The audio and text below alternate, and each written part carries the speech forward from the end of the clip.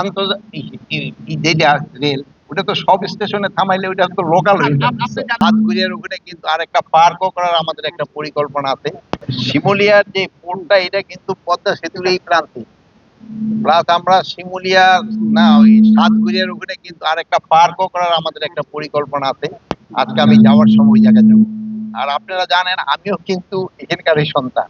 তো আপনাদের যেরকম অনেক আশা, আমারও এখানে আশা অনেক কিছু করার, কিন্তু কতটুকু করতে পারবো জানি না, বাট চেষ্টা করবো যতটুকু করে যাওয়া যায়।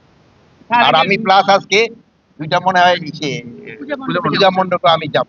আপনারা যদি সময় পান আপনারা দেন পূজা মণ্ডপ। আর এই যে রেল নেটওয়ার্ক যেটা হয়েছে পদ্মা সেতুকে ঘিরে, কিন্তু দক্ষিণাঞ্চলের প্রবেশদ্বার মাওয়া, এখানে কিন্তু আন্তনগর ট্রেনগুলো ভিড়ছে এখানে না। এখানে হলো কি, মানে আমাদের কিন্তু যদি যোগাযোগের হাবটা দেখেন, ওটা কিন্তু শ্রীনগর।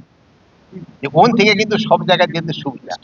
ওন কিন্তু স্টপেজ কিন্তু ওনারা বাড়িয়ে দিচ্ছে অলরেডি, একটা নতুন। কিন্তু আন্তনগর তো ভিড়ছে না। আন্তনগরও কিন্তু ওখানে ভিড়ার জন্য আন্তনগরও ভিড়বে ওখানে, একটা আন্তনগরও ভিড়বে।